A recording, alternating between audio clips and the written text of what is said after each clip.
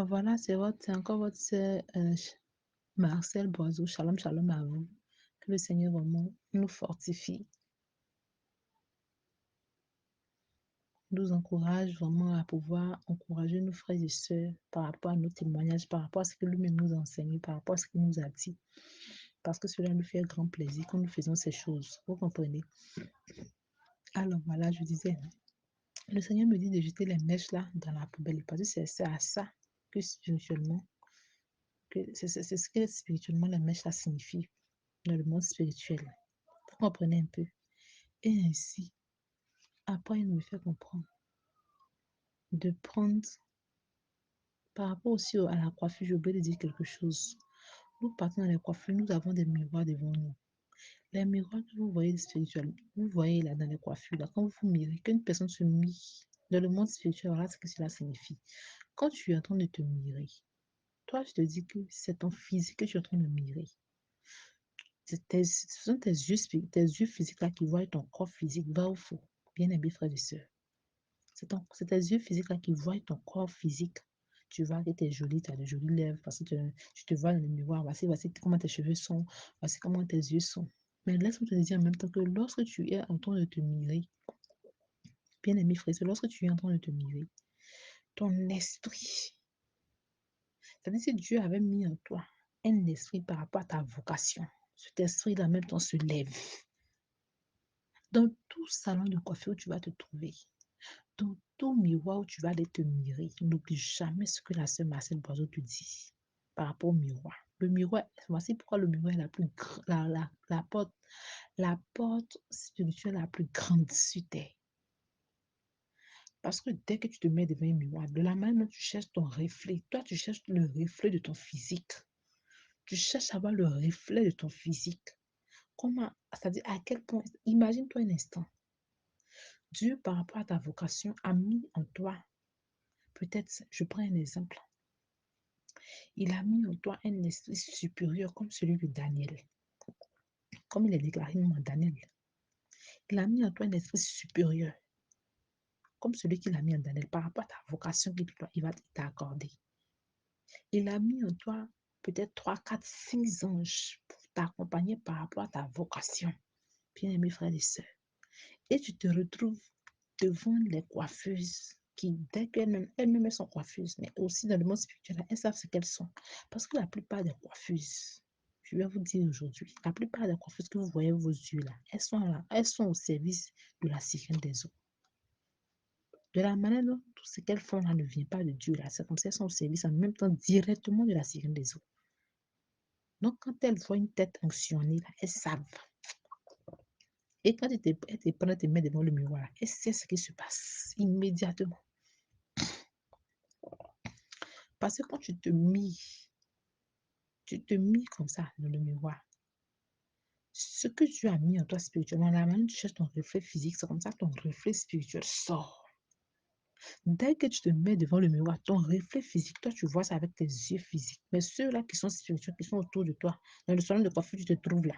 Ceux-là, c'est la même que la coiffeuse. Automatiquement, ton esprit lui-même, il sort. C'est-à-dire, il rebondit comme ça. C'est-à-dire, de la manière dont tu te regardes, puis tu t'as dit dans le miroir physiquement. C'est comme ça, lui aussi, il sort en même temps. Si Dieu avait mis 3, 4, 10 anges en toi, autour de toi, veiller sur toi pour te protéger par rapport à ta vocation. C'est comme ça que tout s'élève en même temps. Bah! Imagine-toi ce qui bah, imagine-toi un peu autour de toi, là, ce qui se passe. Donc, chacun prend conscience pour dire, ah, c'est pas n'importe qui est assis dans ce salon de coiffure. La coiffeuse elle-même prend conscience pour dire, ah, c'est pas n'importe qui est là. Parce que la manière dont tu es reflétée là, c'est comme ça, l'esprit aussi te dit, elle peut être en danger. Sortons. C'est comme ça, les anges aussi peuvent se dire, elle doit être en danger, on ne sait jamais. Sortons, on va veiller sur elle, levons-nous. Eux aussi, ils se mirent aussi. Attention, on la protège, on veille sur elle. Donc, c'est-à-dire, dans le spirituel, pour une certaine protection se lève pour toi. Mais ceux-là qui ne sont pas d'accord avec autour de toi, là, chacun prend conscience de ce qui tu es spirituellement. La coiffeuse même en question prend conscience, c'est déjà qui tu es. Donc, elle vient comme ça, là, pour toucher ta tête, là. Elle fait des choses d'abord. Et quand elle finit comme ça, toi, tes cheveux, là, elle sait ce qu'elle va faire ça, mais elle sait ce qu'elle doit faire avec. C'est comme ça. C'est comme ça. Donc, faites attention. Même si tu vis dans le dépouillement, toi, ma soeur qui m'écoute là, faut pas aller mettre la tête en bas de n'importe quelle soeur. Tu sais pas, on sait jamais. Prends toi-même tes propres cheveux là, fabrique ce que tu peux fabriquer tes propres doigts. Ton mari doit vous former. Et si ton mari peut te dresser dans le café, il peut natter comme ça simplement. Il peut. Donc, vous comprenez un peu. Le miroir est quelque chose de très, très, très, très, très dangereux. Tu es quelque part dans un quartier, dans un village, dans une commune, peu importe le lieu, à la plage, je ne sais pas où tu peux te trouver, même dans ton bureau, dans ta chambre. Dès que tu prends le miroir, physiquement, ton réflexe physique sort. C'est comme ça que ton réflexe spirituel aussi sort. Et même si tu avais un marabout dans le quartier, tous ceux-là qui sont sorciers dans ton quartier là, à chaque fois que toi tu soulèves ton miroir par rapport à qui tu es spirituellement, ils savent en même temps, ils savent que tu as touché ton miroir. Et chacun vient chercher des portes, des failles en toi pour pouvoir avoir accès à ton âme. C'est comme ça. C'est comme ça.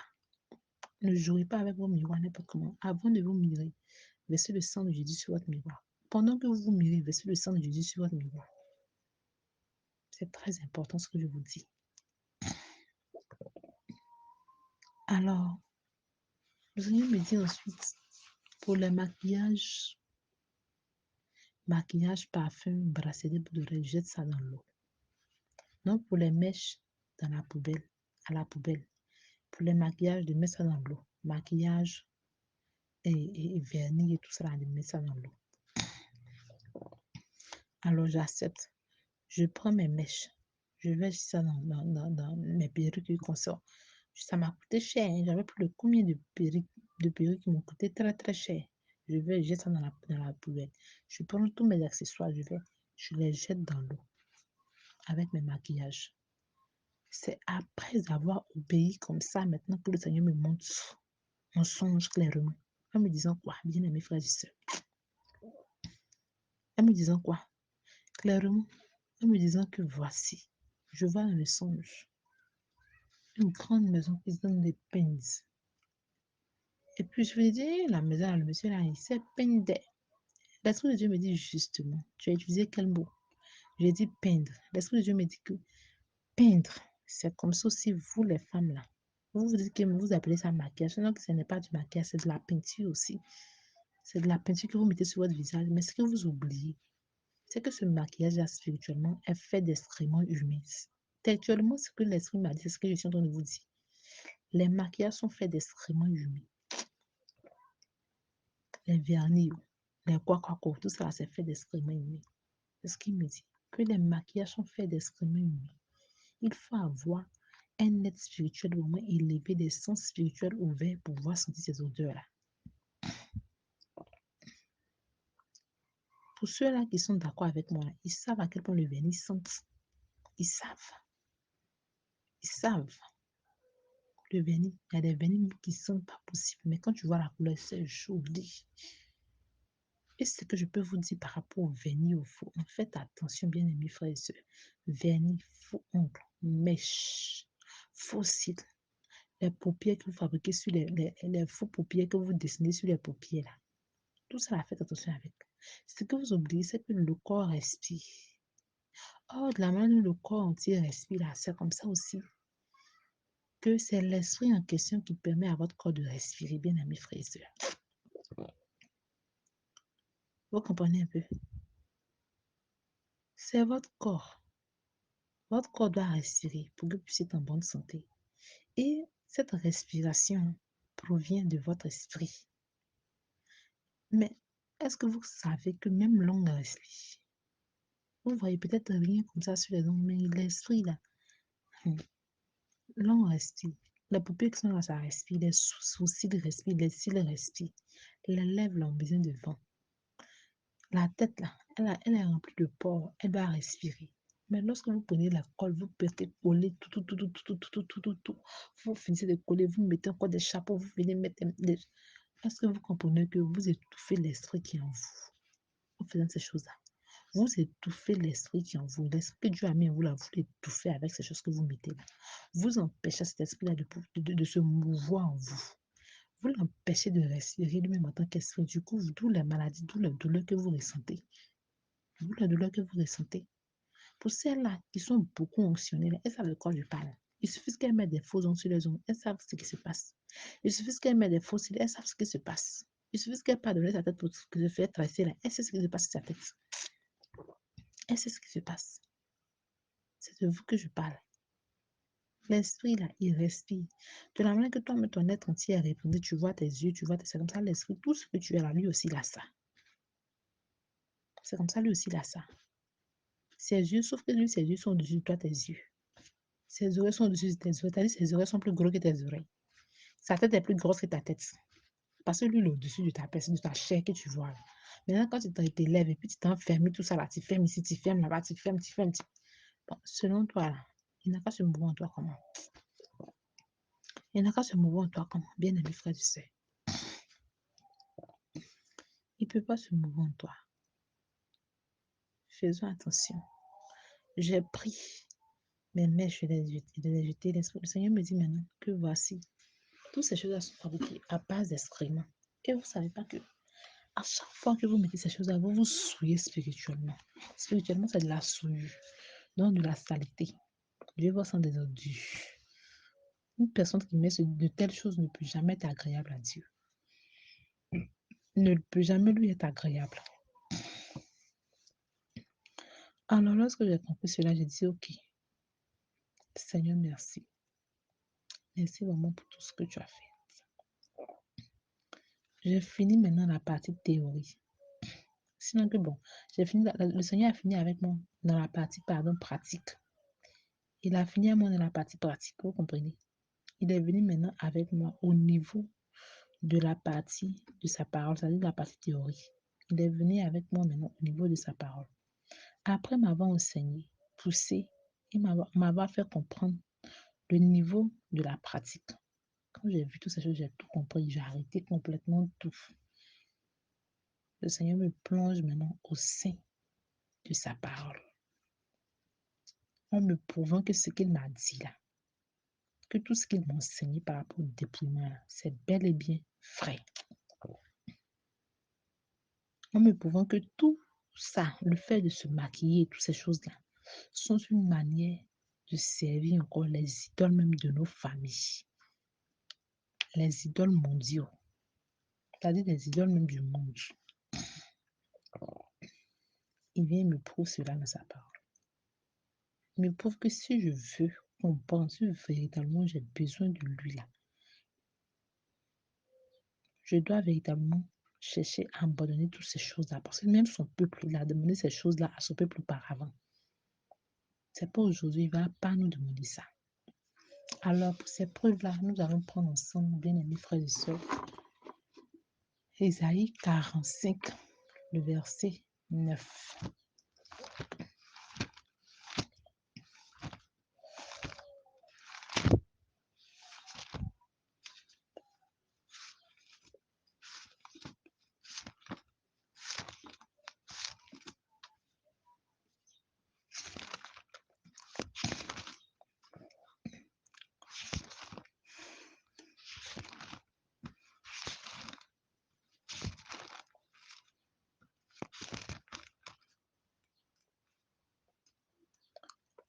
Voilà, Ésaïe 45, le verset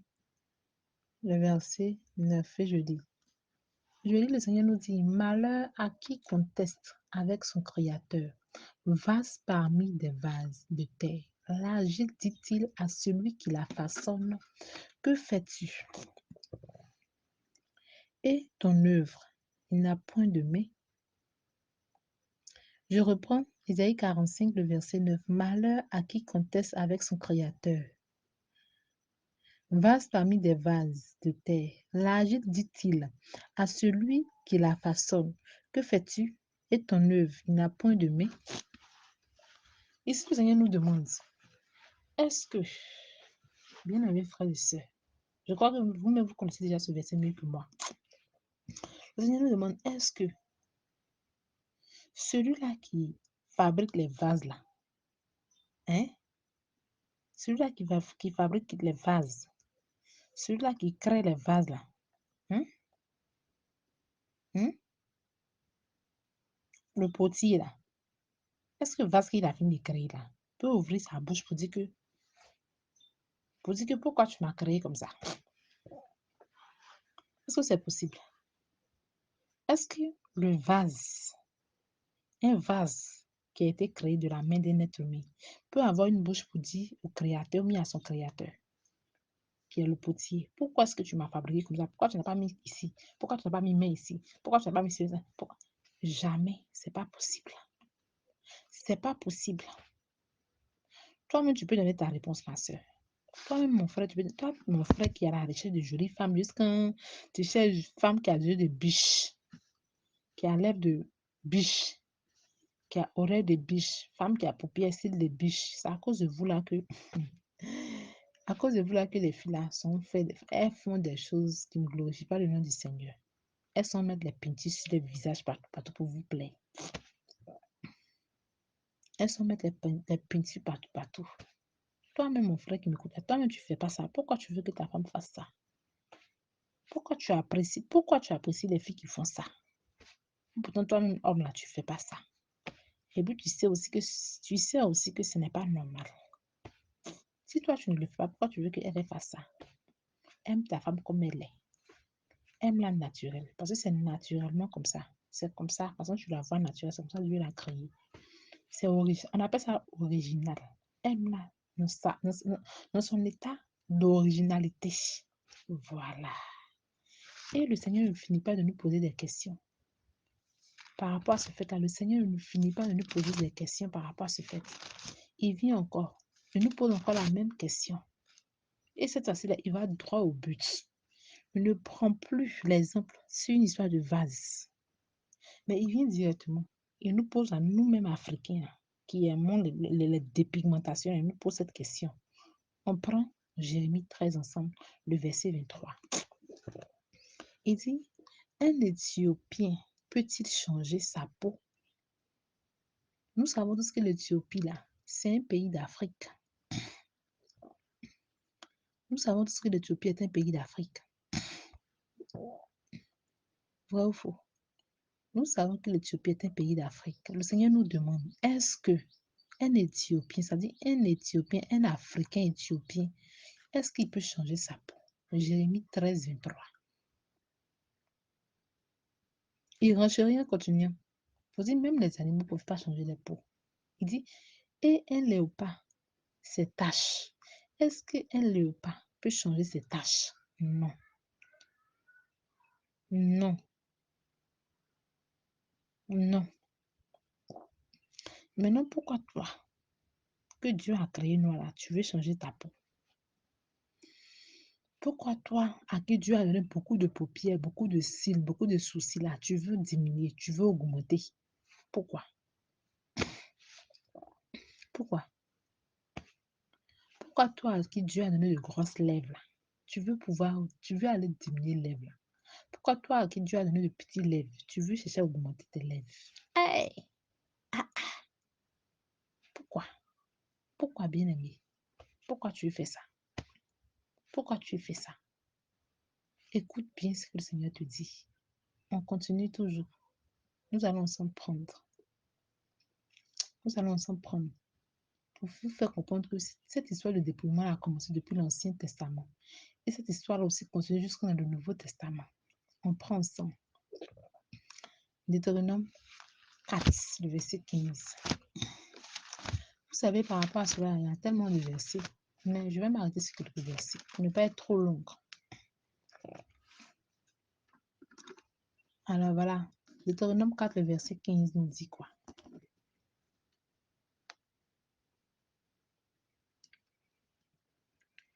Le Seigneur nous dit, puisque vous n'avez vu aucune figure le jour où l'Éternel vous parla du milieu du feu à Horeb, veillez attentivement sur vos âmes. Le Seigneur dit, parce que quand vous prenez le temps, je vous conseille même de prendre le temps de pouvoir lire Deutéronome 4, tout le chapitre. En Deutéronome 4, tout le chapitre, le Seigneur enseigne à ce peuple comment est-ce qu'il doit faire pour pouvoir le servir.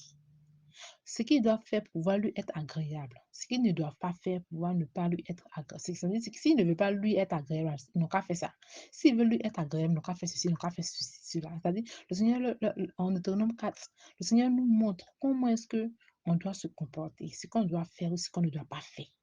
C'est ce que le Seigneur nous montre. Vous comprenez? Ce qu'il nous montre, ce qu'il nous explique un peu. Et il a donné ses lois. Voilà. Donc, pour finir maintenant, Deutéronome 4, verset 15, il nous dit, puisque on n'a point vu de visage. Lorsque le Seigneur nous parlait, on n'a pas vu de visage. Lorsque avant Jésus-Christ, on n'a pas vu de visage. On n'a pas vu son visage. Il nous a montré aucune figure, ni d'un animal, ni d'un chien, ni d'un mouton, ni d'un oiseau, ni d'un être humain. Donc, il nous conseille de veiller sur nos âmes. Et il dit ensuite, dans le verset 16, dans Deutéronome 15, Deutéronome, pardon, 4, verset 16, de peur que vous ne vous corrompiez et que vous ne vous fassiez une image taillée. C'est-à-dire de veiller sur nos âmes pour ne pas qu'on puisse se faire une image taillée ou une représentation quelconque d'un idole, de la figure d'un homme ou d'une femme. Vous comprenez un peu? Le Seigneur nous défend carrément de faire, peu importe l'image. Il dit que ce soit l'image d'une femme, que ce soit l'image d'un homme, que ce soit l'image d'une bête. Il ne veut pas qu'on fasse image. Il ne veut pas qu'on puisse se représenter une image quelconque. Parce que si on fait cela, ça serait d'adorer cette image. Si on fait une image, si on fabrique une image quelconque, qu'elle soit d'un animal, qu'elle soit en fonte, qu'elle soit en homme, qu'elle soit comme pour une femme, là, on est en train de dire clairement comme ça que, bien aimés frères et sœurs, que c'est cette image-là qu'on adore et que lui, dorénavant, Dieu, là, il ne se reconnaît plus en nous. C'est ce que le Seigneur nous dit. Il ne se reconnaît plus en nous. Maintenant, tu vas me dire, mais ça a quoi à voir avec le maquillage? Mais bien, mes frères et sœurs, ça a tout à voir. Ça a tout à voir avec le maquillage. Le maquillage que tu te fais là, c'est un dessin, n'est-ce pas? Les maquillages, les make-up là, c'est un dessin, c'est une image. C'est une image, qu'on le veuille ou pas, c'est une image. Et une image qui n'est pas notre image. C'est une imagination. C'est une image. Et quand on la fait sur notre visage, on se dit simplement que ça s'arrête là. Non. De la manière qu'on la dessine sur notre visage, c'est en même temps comme ce qu'elle est représentée dans le monde spirituel. Cette image qu'on fait sur notre visage là, on se dit simplement que c'est un dessin. On appelle ça maquillage. Le diable est très très subtil. Le diable nous joue là, il est très subtil. Ils savent que, enfants spirituels de Dieu que nous sommes, on accomplit beaucoup de choses. Lui aussi là, il crée encore beaucoup de choses pour pouvoir nous avoir dans ses filets. C'est comme ça.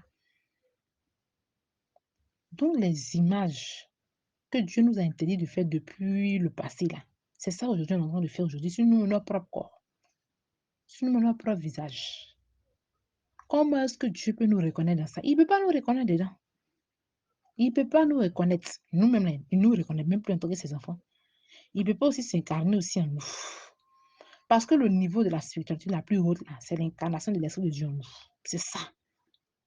Mais pendant que tu es en train de dessiner d'autres choses sur ton visage, là, selon toi, c'est l'image de qui tu dessines. C'est l'image de ton Dieu que tu adores qui t'a dessiné ton visage. Parce que la manière dont Dieu t'a créé, ce n'est pas comme ça que tu es. Tu vas te dire que non, ce que tu fais là, c'est tout à fait normal, c'est bon, c'est positif. Non, ça peut te faire plaisir aux autres. Non. Tu deviens idolâtre ici. Le faisant là, tu deviens idolâtre, bien amis frères et sœurs. Je vais vous raconter un peu. Pendant le temps où l'Esprit de Dieu me poussait à ne pas continuer de vivre dans ces artifices-là. L'histoire que l'Esprit lui-même a racontée. Il me dit comme ça que voici une jeune fille. Il a même donné un nom. Marie et un jeune homme, lui qui s'appelait Paul. Et les deux là, normalement, Dieu les a créés l'un pour l'autre. C'est-à-dire que chacun d'entre eux est l'âme sœur de l'autre. Vous comprenez un peu? Chacun d'entre eux là est l'âme sœur de l'autre. Donc, en temps normal là, puisque chacun d'entre eux est l'âme sœur de l'autre là, donc quand ils allaient se voir là, normalement, l'Esprit de Dieu devait faire de sorte à ce que une connexion puisse être bien plus réalisée entre les deux. Mais voici que la jeune fille Marie, là, elle est née noire. Et le jeune homme Paul, lui, il est de teint bronzé. Mais lui, il aime les femmes qui sont noires. Vous comprenez? Et tous les traits, tout ce qui est trait sur une femme normale qui lui, Paul, il aime, là, c'est ce que Marie avait. C'est ce que Dieu a donné à Marie.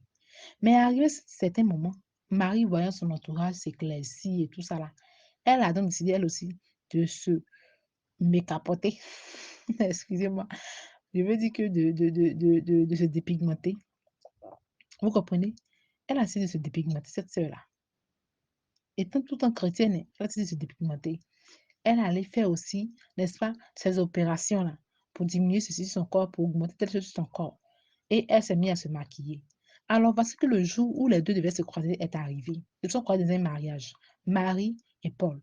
Mais quand les deux se sont croisés, là, il n'y a pas eu de connexion. Pourquoi? Parce que, certes, Marie avait certains traits que lui, Paul aimait. Mais le teint que Marie avait là, ce n'est plus le teint que lui, Paul aimait. Or, en temps, Dieu les avait créés l'un pour l'autre. Donc ça, maintenant, c'est de la faute à qui? Parmi nous, les sœurs, là, beaucoup de nous pleurent. On crie, Seigneur, on veut se marier, on a besoin de se marier, on a besoin de se marier. Mais si toi, tu as fini de te déformer, tu as fini de te changer, tu es devenu autre chose. Tu veux quoi? Quand Dieu amène ton âme sœur comme ça, là, quand il te regarde là, tu n'es pas ce qu'il lui veut.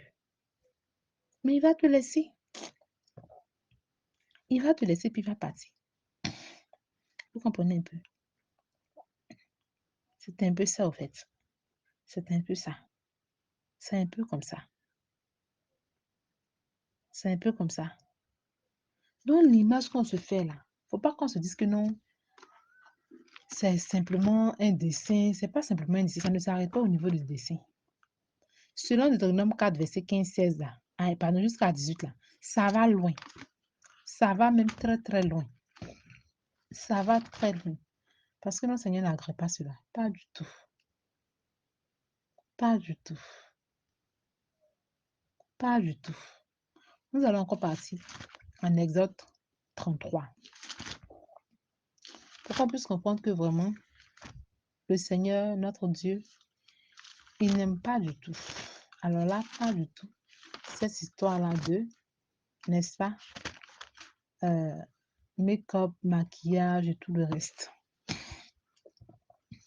Alors nous venons comme ça, nous prenons ensemble. Exode 33, le verset 5 jusqu'au verset 6. De peur que le Dieu ne se coupe, je vais couper moi-même. Et puis, nous allons continuer ça dans un autre audio, s'il vous plaît.